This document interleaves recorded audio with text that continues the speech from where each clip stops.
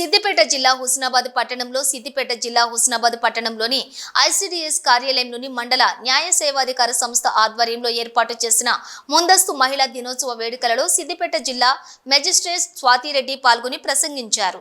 ఈ సందర్భంగా స్వాతిరెడ్డి మాట్లాడుతూ స్త్రీ పురుషులు అనే లింగ వివక్షత లేకుండా ఇద్దరూ సమానమనే భావాన్ని చిన్నతనం నుండే పిల్లలకు తల్లిదండ్రులు నేర్పించాలని స్పష్టం చేశారు.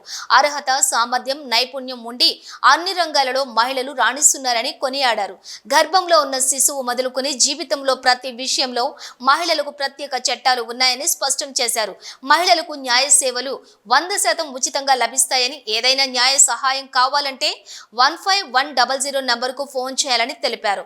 వివాహం లాంటి విషయాలలో జాగ్రత్తగా వహించాలని పేర్కొన్నారు. చిన్న చిన్న గొడవలకే విడాకుల వరకు వెళ్లరాదని, సర్దుబాటు చేసుకోవాలని సూచించారు. మనిషికి మనిషి తోడు అవసరమనే విషయాన్ని ప్రతి ఒక్కరూ గుర్తించాలని తెలిపారు.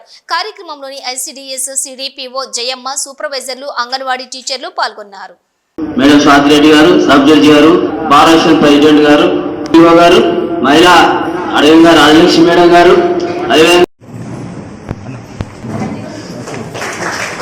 Swathi Reddy madam secretary district legal service తాకి గారిని మన జయమ్మ షోలు సాధించి షాలతో సన్మానించారు.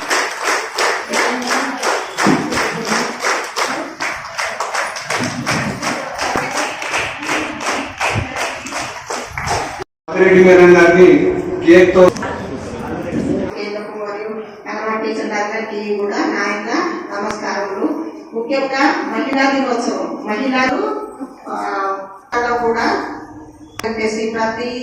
ప్రతి రంగాల్లో మన అన్ని చేయగలరు అన్నప్పుడు మీరు కూడా అన్ని చేయగలరు, అంతేనా? దేవతగా మనం చూడద్దు, దాన్ని మనుషులను చూడమని చెప్తున్నాం.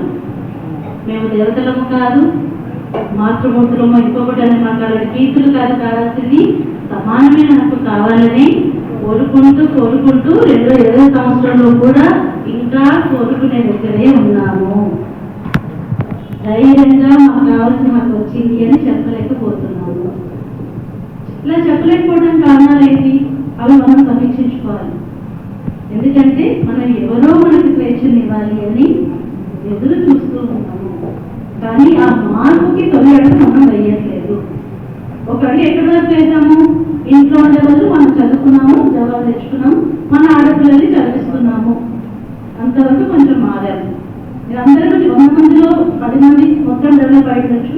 నేను మీద 90 మంది నుంచి మాట్లాడుతున్నాను. ఇంకెక్కడ మారాలి? అమ్మాయికి ధైర్యంగా ఉందని చెప్తున్నాము, ఎవరికంటే తక్కువ కావాలని చెప్తున్నాము. నేను చెప్పే మాటలన్నీ కూడా ఇంటికి వెళ్ళి చెప్తున్నాను. కానీ ఎక్కడ చెప్పాలో అక్కడ చెప్పట్లేదు. ఎక్కడ? మీ పిల్లలకి, అబ్బాయిలకు చెప్పట్లేదు. ఈ మార్పును తట్టుకునే శక్తి మీకు వాళ్ళల్లో ఇవ్వట్లేదు.